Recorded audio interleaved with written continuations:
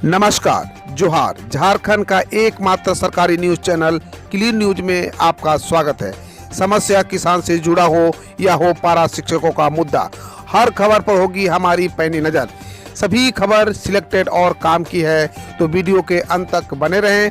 साथ ही आप न्यूज को किस गांव या शहर से देख रहे हैं, हमें कमेंट में जरूर बताइए।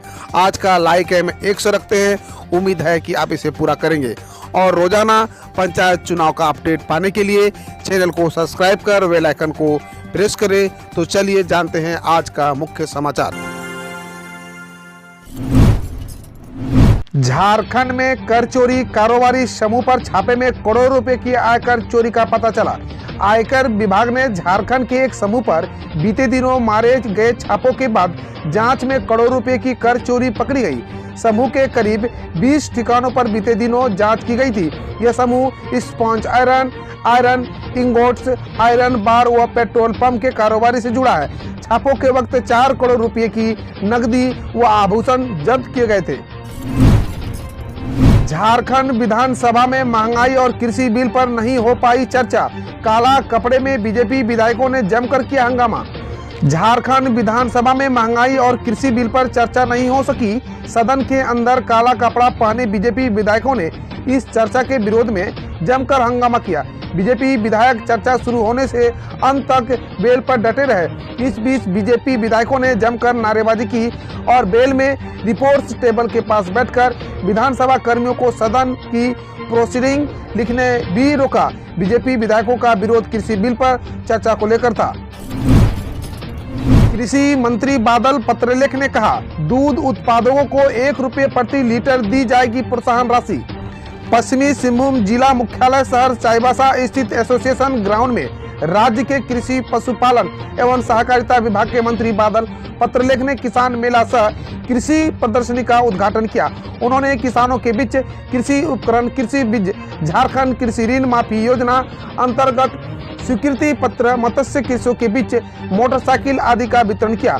मौके पर उन्होंने कहा कि राज्य सरकार ने आने वाले दिनों में अनुदान पर एपीएल एवं बीपीएल परिवार के महिलाओं को 9,250 गाय वितरण का लक्ष्य रखा गया है एवं इस बार के बजट में राज्य के जो दूध उत्पादक किसान हैं उनको प्रोत्साहित करने के लिए 1 रुपये प्रति लीटर प्रोत्साहन देने की घोषणा की गई है।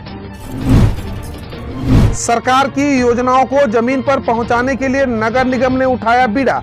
ग्रीन राशन कार्ड के वितरण पर फोकस। कोरोना वायरस महामारी के दौर में जरूरतमंद लोगों तक राशन पहुंचाने के लिए तकनीकी परेशानियों को दूर करने के उद्देश्य से झारखंड सरकार की ओर से ग्रीन राशन कार्ड योजना शुरू की गई। इसके तहत लोगों के बीच नए कार्ड के जरिए राशन कार्ड उपलब्ध कराने की प्रक्रिया प्रारंभ हुई। वर्तमान में इस कार्ड का वितरण किया जा रहा है। रांची जिला प्रशासन के साथ साथ रांची नगर निगम की ओर से सरकार के उद्देश्यों को पूरा करने के लिए जमीनी स्तर पर काम किया जा रहा है। इसके तहत अलग अलग वार्ड में वार्ड का वितरण हो रहा है। प्रदेश के ग्रामीण विकास मंत्री आलमगीर आलम ने कहा, राज्य का नवनिर्माण सरकार की प्राथमिकता।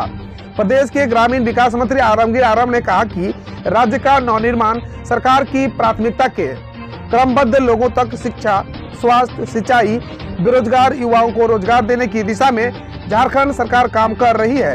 वे बंगाल में चुनाव प्रचार में झालसा जाने के क्रम में सिल्ली डाक बंगला में कार्यकर्ताओं को संबोधित कर रहे थे। उन्होंने कहा कि महागठबंधन सरकार सभी बंगरे के लोगों को लेकर चल रही है। कार्यकर्ता संगठन की मजबूती में जुट जाए एवं पंचायत चुनाव में बेदस प्रदर्शन करें। केरल के तर्ज पर झारखंड में भी सब्जियों की एमएसपी तय करने की मांग। सरकार ने बनाई हाई लेवल कमेटी। झारखंड की राजधानी रांची और आसपास का इलाका सब्जी उत्पादक के लिए जाना जाता है। गोभी, बंद गोभी, बैगन से लेकर हर तरह की सब्जियां यहाँ के किसान उगाते हैं। पर इन दिनों ये किसान परेशान है क्योंकि इनके सब्जियों का दाम बाजार में नहीं मिल रहा है। पूंजी निकालना भी मुश्किल हो रहा है। भीषण गर्मी में दिन भर खेतों में लगे रहने वाले किसान ने अब राज्य सरकार से केरल की तर्ज पर सब्जियों का एमएसपी यानी न्यूनतम समर्थन मूल्य तय करने की मांग की है। 11 गैर अनुसूचित जिलों में भी हाई स्कूल शिक्षक नियुक्ति में फंसा कानूनी पेच। जाने क्या है पूरा मामला। राज्य के 11 गैर अनुसूचित जिलों में भी हाई स्कूल शिक्षक नियुक्ति में कानूनी पेच फंस गया है। स्कूली शिक्षा व साक्षरता विभाग द्वारा दी गई जानकारी के अनुसार महाधिवक्ता के परामर्श पर विचार के बाद गैर अनुसूचित जिलों में हाई स्कूल शिक्षक नियुक्ति के रिजल्ट प्रकाशन एवं नियुक्ति पर फिलहाल रोक लग गई है। राज्य के हाई स्कूल में 26 विषयों में 17,784 शिक्षकों की नियुक्ति के लिए झारखंड कर्मचारी चयन आयोग के वर्ष 2016 में अधियाचना भेजी गई थी। आयोग ने अब तक 9,236 शिक्षकों की नियुक्ति की अनुशंसा स्कूल शिक्षा व साक्षरता विभाग को की है। विश्वविद्यालय कर्मियों के रिवाइज पे पिपेक्शन मामले में अदालत में हाजिर हुए 8 कुलपति व शिक्षा सचिव। झारखंड हाई कोर्ट में विश्वविद्यालय कर्मियों के रिवाइज पे फिक्सेशन के मामले में कल सुनवाई हुई। यह मामला जस्टिस आनंद सेन की अदालत में सुनवाई के लिए सूचीबद्ध था। मामले में सुनवाई के दौरान 8 विश्वविद्यालय के कुलपति व शिक्षा सचिव ऑनलाइन अदालत में हाजिर हुए। हालांकि विधानसभा सत्र चलने के कारण मुख्य सचिव अदालत की सुनवाई में हाजिर नहीं हो सके। इस दौरान अदालत ने कहा कि क्यों न इस तरह के मामले में एक नोडल पदाधिकारी की नियुक्ति कर दी जाए, ताकि अदालत में लंबित मामलों में जवाब दाखिल करने से पहले यूनिवर्सिटी और राज्य सरकार के बीच समन्वय स्थापित किया जा सके। पूर्व मुख्यमंत्री बाबूलाल बोले, मानव शास्त्र का ज्ञाता न बने हेमंत सोरेन, आदिवासी हिंदू है, हिंदू रहेंगे। आदिवासियों के धर्म व संस्कृति को लेकर नसीहतों का दौर थम नहीं रहा है। इस प्रकरण पर बाबूलाल मरंडी को विधानसभा में मानव शास्त्र का पाठ पढ़ाने वाले मुख्यमंत्री हेमंत सोरेन को जब बाबूलाल ने अध्ययन करने की नसीहत दी, मीडिया से बातचीत में बाबूलाल ने कहा, मुख्यमंत्री ने कहा था कि आदिवासी हिंदू नहीं है। शायद मुख्यमंत्री को पता नहीं कि इस देश के बारे में। मुख्यमंत्री एक छोटी सी पार्टी के लीडर है, छोटे से हिस्से में रहते हैं। देश के अंदर 600 से 700 जातियां हैं जो अनुसूचित जनजाति की सूची में सूचीबद्ध हैं। सबकी अलग अलग धार्मिक मान्यता है, वे अलग अलग देवी देवताओं को मानते हैं। ऐसे में एक आदमी कैसे यह दावा कर सकता है कि उन्होंने जम्मू कश्मीर और हिमाचल जैसे राज्यों का हवाला देते हुए कहा कि वहां मुस्लिम और क्षेत्रीय लोगों को भी एसटी की श्रेणी में आते हैं। आदिवासी जमीन मसले पर सदन गरमाया, लोबिन हेम्ब्रम ने धमकी, दोषी पर कार्रवाई नहीं हुई तो दिखा दूंगा। झारखंड विधानसभा के बजट सत्र के दौरान कल फिर सदन में हंगामा हुआ। आदिवासी जमीन के हस्तांतरण के मसले पर सदन फिर एक बार गरमा गया। पक्ष विपक्ष के अधिकतर विधायक स्पीकर के आसन के सामने पहुंचे। इस दौरान पक्ष विपक्ष के विधायकों के बीच विधानसभा की कमेटी बनने को लेकर जोरदार बहस हुई। सरकार के जवाब से विधायक संतुष्ट नहीं हुए। सभा की कार्रवाई में 12:45 तक के लिए स्थगित कर दी गई थी। अब जाने खबर देश विदेश से। बंगाल में पहली कैबिनेट मीटिंग में लागू होगा CAA। बीजेपी का घोषणा पत्र जारी कर शाह बोले, केंद्रीय गृह मंत्री अमित शाह ने पश्चिम बंगाल विधानसभा चुनाव के लिए बीजेपी का घोषणा पत्र जारी करते हुए कहा है कि अगर पार्टी सत्ता में आती है तो राज्य कैबिनेट की पहली मीटिंग में नागरिकता संशोधन कानून लागू किया जाएगा। अमित शाह ने कहा, यहाँ पिछले 70 साल से रह रहे शरणार्थियों को नागरिकता दी जाएगी। पेंशन धारियों को डिजिटल जीवन प्रमाण पत्र के लिए आधार कार्ड की जरूरत नहीं, सरकार का कहना है। इलेक्ट्रॉनिक और सूचना प्रौद्योगिकी मंत्रालय ने कहा है कि पेंशन धारियों को डिजिटल जीवन प्रमाण पत्र देने के लिए आधार कार्ड की अनिवार्यता को खत्म कर दिया गया है। साथ ही सरकारी दफ्तरों में हाजिरी लगाने के लिए भी आधार की जरूरत नहीं होगी। इसके अलावा सरकार ने अपनी मैसेजिंग ऐप संदेश पर आधार वेरिफिकेशन को स्वैच्छिक कर दिया है। कश्मीर मुठभेड़ में मारे गए 3 आतंकवादी लश्कर-ए-तोयबा से 7/2 का था संबंध। भारतीय सेना ने बताया कि जम्मू कश्मीर के शोपियां में सुरक्षा बलों द्वारा चलाए जा रहे संयुक्त तलाशी अभियान के दौरान हुए मुठभेड़ में 3 आतंकवादियों को मार गिराया है। सेना का कहना है सोमवार देर रात शुरू हुआ अभियान अभी भी जारी है। कश्मीर के IG विजय कुमार के मुताबिक मारे गए 2 आतंकवादी लश्कर-ए-तोयबा से संबंधित थे। विश्व जल दिवस के अवसर पर PM मोदी ने कैच द रेन अभियान किया लॉन्च। प्रधानमंत्री नरेंद्र मोदी ने सोमवार को विश्व जल दिवस के अवसर पर जल शक्ति अभियान कैच द रेन लॉन्च किया है। उन्होंने कहा कि भारत जल वर्षा का जितना बेहतर प्रबंध करेगा उतना ही भूजल पर देश की निर्भरता कम होगी। मोदी ने आगे कहा, आज हम तेज विकास के लिए प्रयास कर रहे हैं, यह जल प्रबंध के बिना संभव नहीं है। आज का दिन MP के लिए स्वर्णिम दिन है। केन बेतवा लिंक परियोजना समझौता पर शिवराज सिंह चौहान बोले, केन बेतवा नदी लिंक परियोजना समझौता को लेकर मध्य प्रदेश के मुख्यमंत्री शिवराज सिंह चौहान ने कहा है, आज का दिन मध्य प्रदेश और विशेषकर बुंदेलखंड के लिए स्वर्णिम दिन है। चौहान ने कहा, हमारे पूर्व प्रधानमंत्री अटल बिहारी वाजपेयी ने देश की नदियों को जोड़ने का संकल्प लिया था। हमारे प्रधानमंत्री मोदी ने उस संकल्प को साकार किया है। छत्तीसगढ़ में 10वीं और 12वीं कक्षाओं को छोड़कर सभी छात्राओं को बिना परीक्षा किया जाएगा प्रमोट।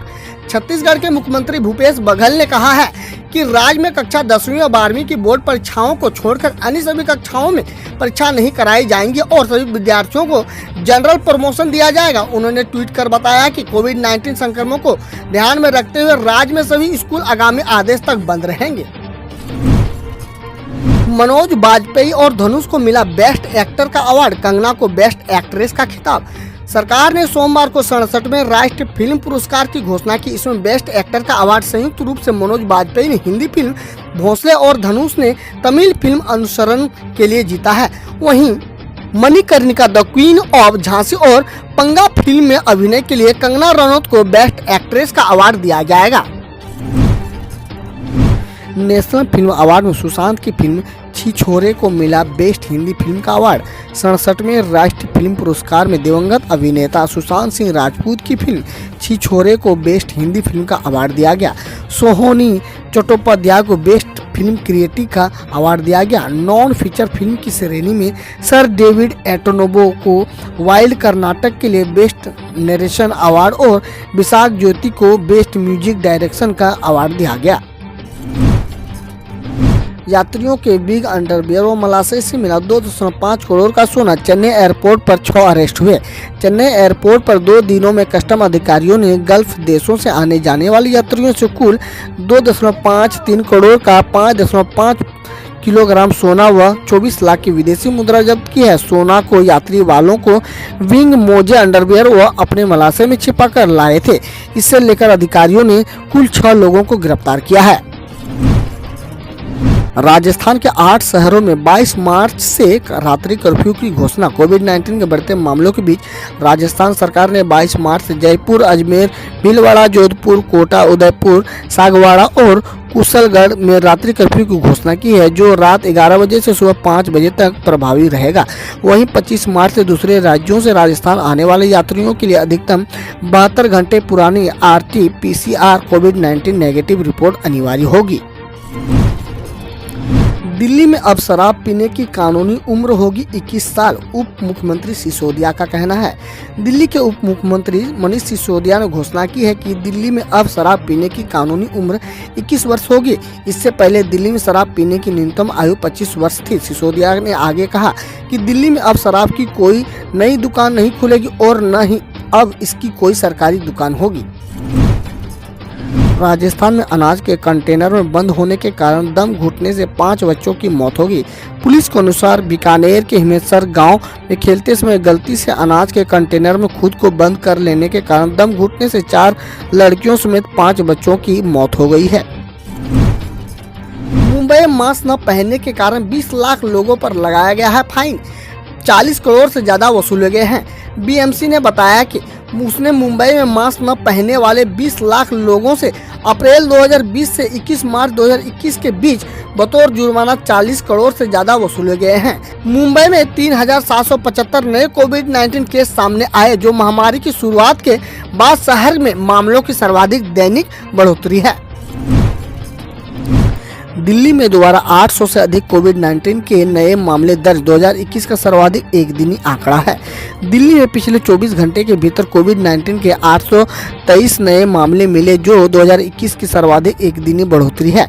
दिल्ली में पिछले 24 घंटों में 613 लोग ठीक हुए हैं, जबकि एक शख्स की मौत हुई है। दिल्ली में कोविड-19 के सक्रिय मामलों की संख्या 3618 हो गई है, जबकि कुल मामलों की संख्या 6,47,984 हो गई है। हम रोज ऐसे ही न्यूज लाते रहेंगे, तो यदि आपने अभी तक क्लीन न्यूज को सब्सक्राइब नहीं किया है तो पहले फटाफट सब्सक्राइब कर लें, साथ ही बेल आइकन को दबा दें ताकि कोई अपडेट मिस ना हो।